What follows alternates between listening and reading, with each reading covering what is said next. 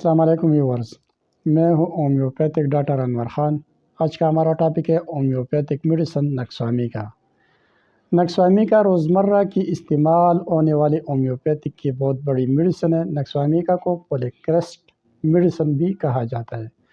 پولیکریسٹ medicine سے مراد ایسے ادویات ہوتے ہیں جن کا استعمال بہت سارے امراض میں ہوتا ہے۔ نکسوامی کا استعمال ایسے مریضوں میں ہوتا ہے جن کا مینٹل ایگزرشن زیادہ ہو اور فزیکل ایکٹیویٹی ان کی بہت ہی کم ہو، مثلاً تاجر، بیوپاری، دکاندار، وکیل، ٹیچر۔ ایسے لوگ ذہنی مشقت زیادہ کرتے، ذہنی محنت زیادہ کرتے اور جسمانی محنت کا انہیں موقع بہت ہی کم ملتا ہے، تو ایسے مریضوں میں اکثر نکسوامی کا کے علامات نمودار ہوتے ہیں۔ نکسوامی کا کی ذہنی علامات کی بات کی جائے تو نکسوامی کا مریض انتہائی غصے والا ہوتا ہے، شدید چڑچڑاپن میں مبتلا ہوتا ہے، غصے کی حالت میں مریض آپے سے باہر ہوتا ہے۔ مریض تیز روشنی، بو اور شور سے انتہائی حساس ہوتا ہے۔ مریض کی ناک خشک و سرد موسم میں اور رات کو اکثر بند رہتی ہے۔ مریض تیز مرچ مسالہ جات اور ثقیل غذاؤں کا شوقین ہوتا ہے اور اکثر ان غذاؤں کے استعمال سے مریض کے ڈائجسٹو سسٹم میں خرابی ہوتی ہے۔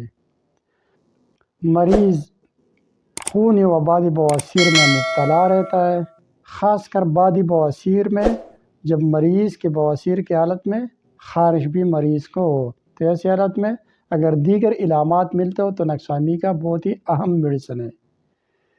مریض چاہے قبض میں مبتلا ہو، دست میں مبتلا ہو یا پیچس میں، لیکن ایک ہی بات تینوں میں کامن ہے کہ مریض کا پاخانہ غیر تسلی بخش ہوگا، انسیٹسفیکٹری سٹول، اور ساتھ ہی پاخانہ کے بعد مریض کو کچھ دیر کے لیے آرام ہوگا۔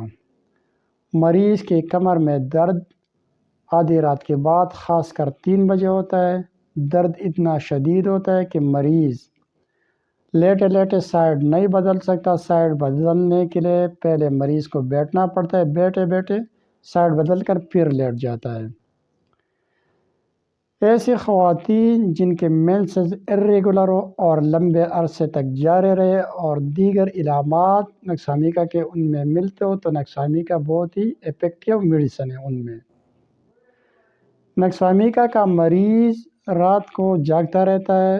جاگنے کی اصل وجہ مریض سوچوں میں مبتلا رہتا ہے، سوچتا ہی رہتا ہے، مختلف منصوبے بناتا ہے، تو ایسی حالت میں اگر دیگر علامات بھی مریض میں ملتے ہو تو نکسوامی کا 200 کی 3 ڈراپس زبان پر لینے سے تسلی بخش نیند آ جاتی ہے۔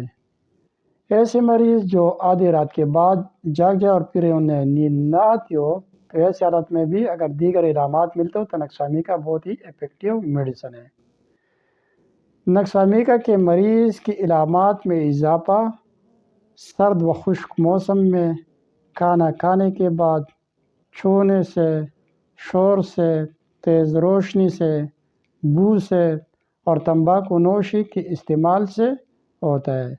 مریض کی علامات میں کمی، شام کے وقت، آرام کرنے کی حالت میں اور مرطوب موسم میں ہوتا ہے۔